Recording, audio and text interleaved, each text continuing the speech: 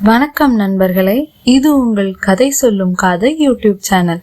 உங்கள் மனதில் கேட்கும் குரல். இன்னைக்கு கதைக்குள்ள போகலாமா? இந்த கதையின் தலைப்பு மறைந்த முகமூடியும் மர்மமான வீடும், பாகம் 2.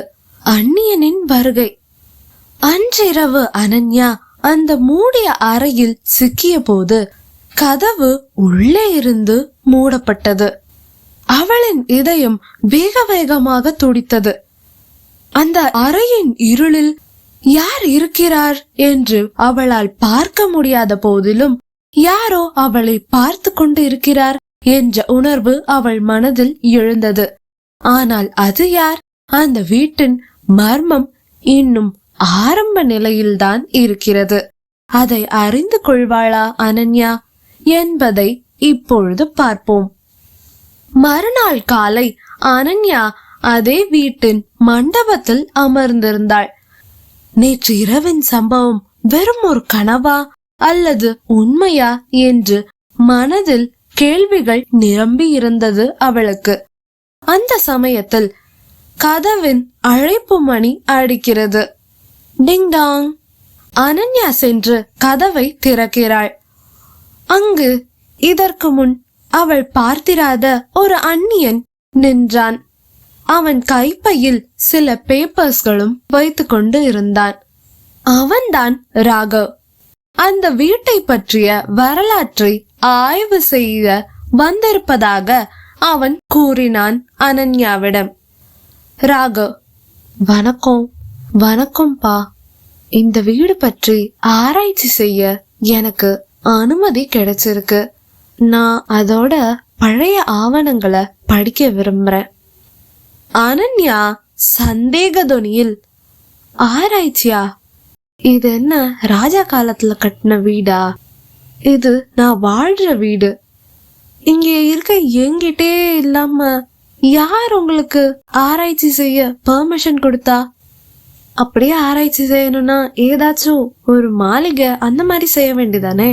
ஏன் குறிப்பா இந்த வீடு? இது ஒரு சாதாரண வீடு தானே.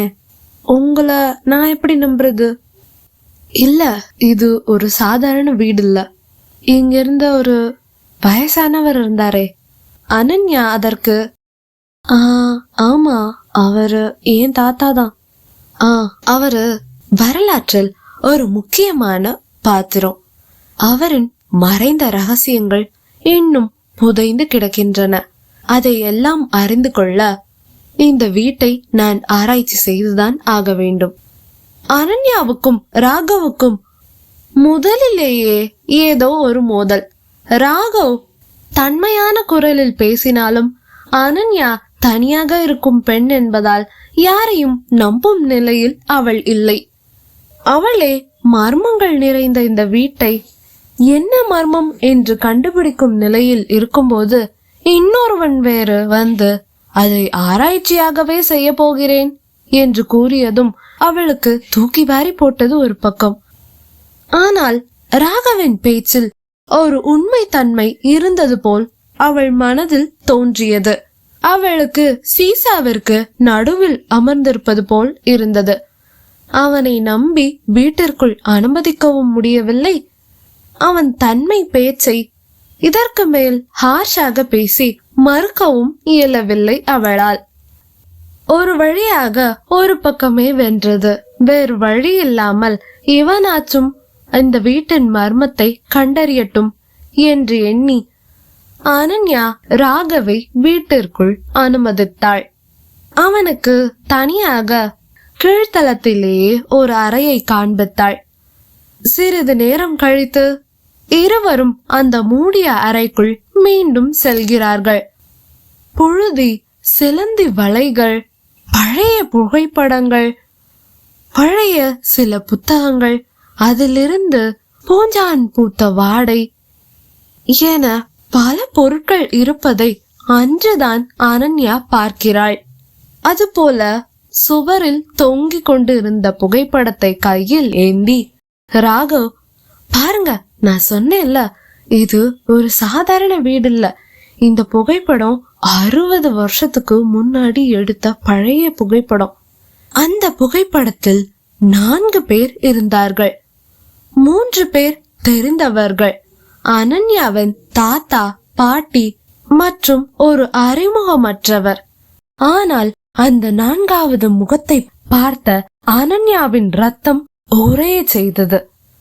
அனன்யா நடுங்கும் குரலோடு, இது வாய்ப்பே இல்ல, இது எப்படி பாசிபிள், இது எப்படி வாய்ப்பில்ல, இல்ல இல்ல.